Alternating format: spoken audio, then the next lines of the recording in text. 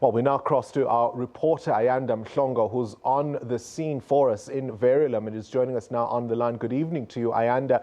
What is the situation at the moment? There were earlier reports that the three had died, but in fact, later it emerged they were critically injured. And of course, now, as we now know, one of them has succumbed to the injuries.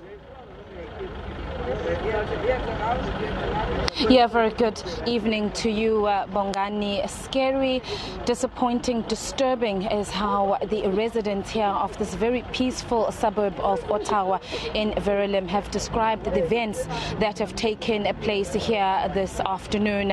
Whereas you've said, of course, this afternoon, unknown men armed with guns and knives attacked the mosque just behind us. Unfortunately, it is a bit dark now, but if you can see just at a distance those lights there of the emergency services and the police, that is the entrance to the mosque, where currently forensic experts are inside combing the scene, and that is where the three victims of today's horrific attack took place. And sadly, just about an hour or so ago, we're receiving those news that one of the victims passed away in hospital and the other two are said to be in a critical condition. This is an event that has left this community reeling. They've said that it has always been a very quiet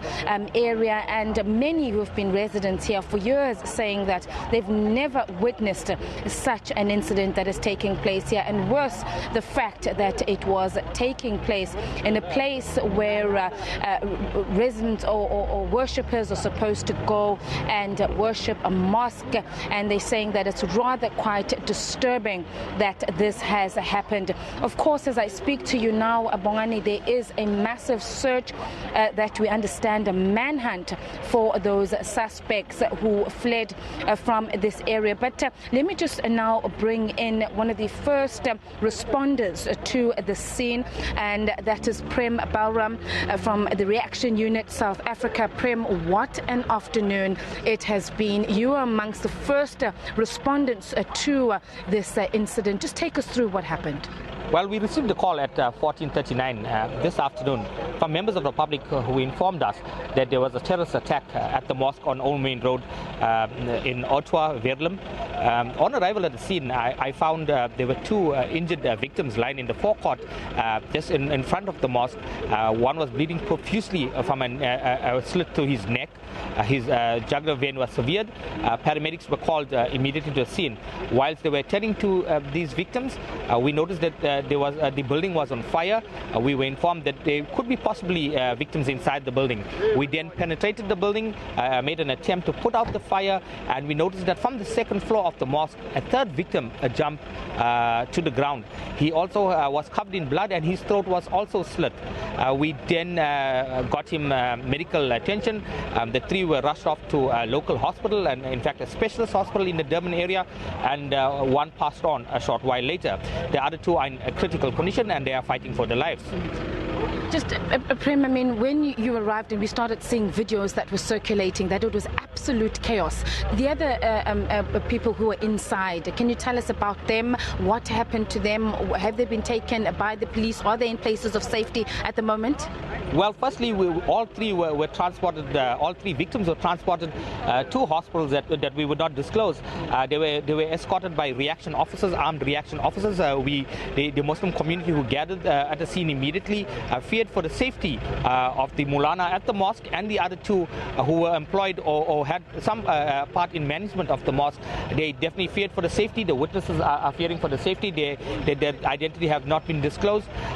We interviewed them on scene and found that they had vital information to share with the investigators, and they have not been exposed to the public, and we're going to keep it that way.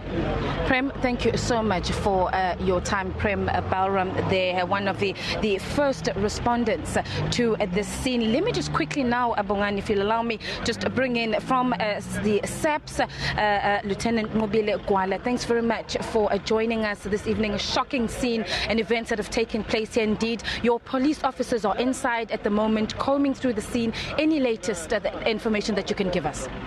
Yes, the forensic team are still busy at the scene, trying to gather information that could assist us and with our investigation.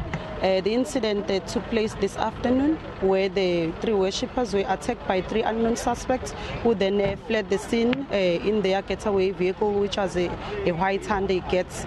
The motive for the attack is still unknown at this stage, and one of the worshippers died in hospital, while the 2 are still in hospital. And there are certain rooms that were satellites at the mosque, Ayanda. Lieutenant, I'm going to leave it there for now. Thank you so much for your time. We, of course, will continuously be getting updates from the police who are inside the mosque, still combing through. And I did also see the Hawks members arrive here on scene. So it's certainly going to be a long night, and we are still here at the scene, and we'll be updating our viewers on all the latest that is going to be happening here at Ottawa. But for now, let me take things back to you, Bongani, in studio. We'll leave it there. And of course, the attack comes just days before the start of the holy month of Ramadan. The motive unclear from what the police are saying. There were reports earlier that 3 Egyptian nationals were being sought in connection with the attack. We'll give you details, of course, as it develops in the coming hours and in the coming days. Now, to the northwest.